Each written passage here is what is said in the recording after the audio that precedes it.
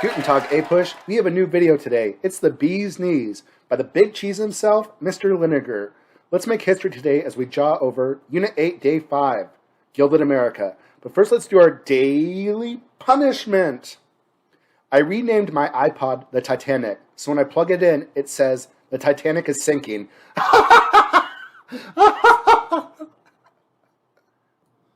Alright, we're going to do the Gilded Age today. Everybody's favorite thing. This is actually the part that nationally people do really well on. The Gilded Age is going on during the Second Industrial Revolution. You have captains of industry, people that oppose them, we call them robber barons, like Cornelius Vanderbilt, who did railroads, Jay Gould, who was a speculator, Andrew Carnegie, who did vertical integration for steel, J.P. Morgan, who was a banker and eventually bought U.S. Steel, John D. Rockefeller, who did horizontal integration for oil, and Duke, who did tobacco. Congress will pass the Interstate Commerce Act, but it was really weak and it really didn't do a lot. They'll also pass the Sherman Antitrust Act, but it won't be effective, and they'll actually use the Sherman Antitrust Act at first to persecute unions, not factory owners. There will be problems with railroads giving rebates to some people. Some states will try to limit railroads. In the Supreme Court, in the Wabash case, will say you can't do that. The Supreme Court will be very conservative during this time. They also do Plessy v. Ferguson. There will start to be more Western movement for farmers. We're going to talk about the Grange movement, the Populist, the Farmers Alliance. For inventions, you're going to have mass production, steel, cheap labor, urbanization, telegraph, light bulb, telephone, refrigerator, car for railroads. We talked about the differences between trust and monopolies before. Trust, there's a few industries. Monopolies, there's one. Some business owners will start to use the idea of social Darwinism to justify their exploitation of the poor. The South is going to try to industrialize. This is where you get the new South, quote unquote. There's going to be a new idealized version of the woman, which is a little bit more independent. It's definitely a step up from the cult of domesticity. It's called the Gibson Girl. This is when you're going to start to really have unions in America. Unions were already legal in Massachusetts from the early 1800s. But you're going to have, with industrialization in the late 1800s, unions will become a bigger deal. The first national labor union was the National Labor Union. The first big strike in American history was the Great Railroad Strike. You have the Knights of Labor, which was created, which was skilled and unskilled workers. The Knights of Labor will die after the Haymarket Riot. The AFL only accepted skilled white men. They'll become the major union in America. In the Homestead Strike, that was the one in the steel mill by Carnegie. You have the Pullman Strike. That was the one where Eugene Debs will be arrested. Basically, what you're seeing in a lot of these strikes is, in general, there's a strike. The government sides with the businesses over the labor. They send the army. They shoot the strikers. And the more radical union that is going to be formed during this time is the IWW, the Wobblies, the socialist one. We have a whole new social changes in America with the urban frontier. We have skyscrapers, Sears catalog, elevators, plumbing. We have new immigrants. New immigrants are from Southern and Eastern Europe. They are going to have much more discrimination against them. American Protective Association, the Immigration Restriction League will be formed. Jane Addams will create settlement houses like the Hull House to try to help the immigrants assimilate. Florence Kelley will try to work on child labor, ending child labor. You will start to see more tax-supported education. Some of the famous African Americans was Booker T. Washington and W.E.B. Du Bois. Not Carver, W.B. Du Bois. Booker T. Washington was the one that believed in economic equality. Let's focus on economic equality immediately, and then political equality will come over time. W.E.B. Du Bois, who formed the NAACP, wants immediate equality right away. George Washington Carver, that's my bad right here, he was the one that worked in the Tuskegee Institute and came up with all the ideas for peanuts. There will be new reform writings during this time, socialist dystopias. We have new art movements. We have circuses being created. We have the NASWA being created for the women's suffrage movement. And like the birth of like pushing for more prohibition, which will happen next unit. In the West, we have really like the pushing out of the Native Americans. The whole idea of the reservation system is going to start with the Treaty of Fort Laramie and Fort Jenkins. The Native Americans will do their last real battle against the United States in the Battle of Little Bighorn, where they'll defeat George Armstrong Custer. Some of the last Native American tribal leaders to fight against the United States, Chief Joseph, Geronimo. Some Americans will push back against how we've treated the Native Americans.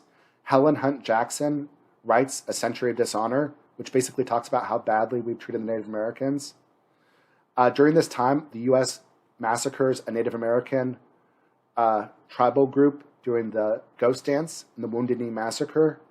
And Congress will pass the Dawes Severalty Act, which breaks up tribal land ownership and really is trying to do forced assimilation. During this time, there'll be a beef bonanza. This is when we have the cowboy in the cattle trails. Also, mining will become a big deal.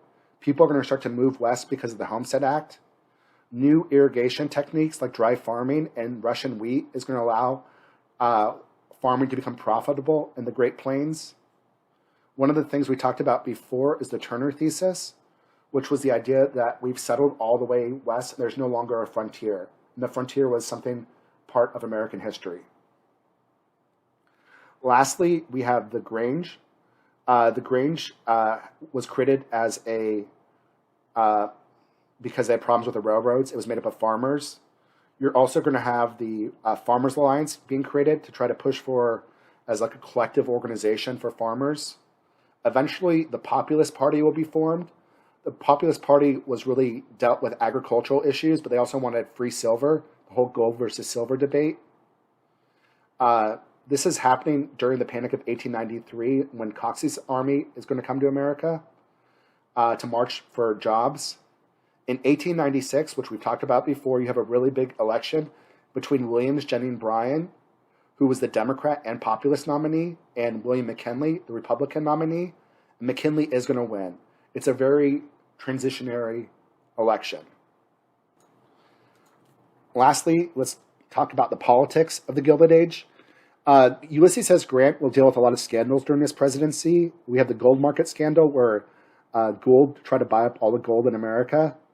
His Secretary of War, Belknap, had a scandal where he was illegally selling contracts for Native Americans. You have the Tweed Ring, which wasn't really under Grant. That was the whole party bosses. And you should know about the party bosses and boss politics. The Credit Mobilier scandal was the railroad scandal. Whiskey Ring.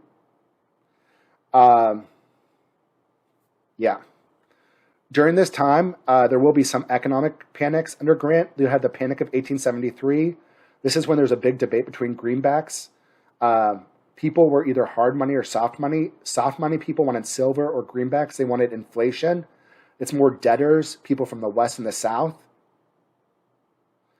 The Specie Resumption Act is going to be a deflationary policy. It's going to be hard money. It's going to get rid of some of the greenbacks in circulation. There is going to be a whole controversy between hard money and soft money. We get our first third party in the Gilded Age, the Greenback Labor Party. Rutherford B. Hayes will have a lot of corruption in his presidency. He becomes president after the Compromise of 1877, where he sacrifices African American civil rights. The South will go back to sharecropping. This is where Plessy v. Ferguson is going to allow segregation. You'll start to see Jim Crow laws and black codes. James Garfield will be the next president. He was a half-breed. He wanted to get rid of the spoil system. His vice president was Arthur, who was a stalwart.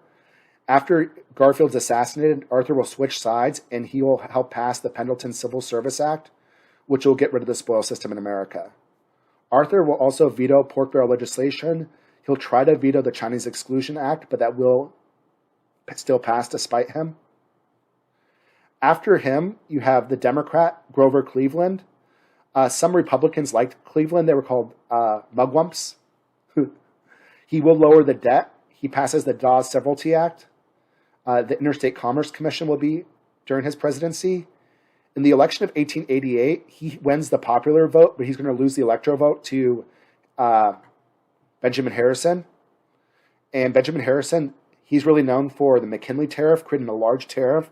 And this is the first time U.S. Congress spent $1 billion in a year. $1 billion Congress. In 1892, Cleveland will run again, and he'll win. Only president to win 2 non-consecutive terms. He's going to face the Depression of 1893. He's going to repeal the Sherman-Silver Purchase Act. He'll lower the tariff with the Wilson-Gorman tariff. But even though he was a Democrat, he was not soft money. So the Democrats in 1896 are going to really take over a lot of the views of the populist. They're going to embrace a lot of the ideas of the Populist Party. And the Democrats will nominate Williams Jennings Bryan. The Republicans will nominate the gold bug, William McKinley. It's going to be the whole issue really is on gold versus silver. Bryan gives a famous Cross of Gold speech when he's nominated. And McKinley will destroy Bryan in the election. McKinley will win pretty handily. So, 1896, we now have William McKinley as president. All right, kiddos, that's all I have for you for today. Until next time, deuces. Deuces, yeah.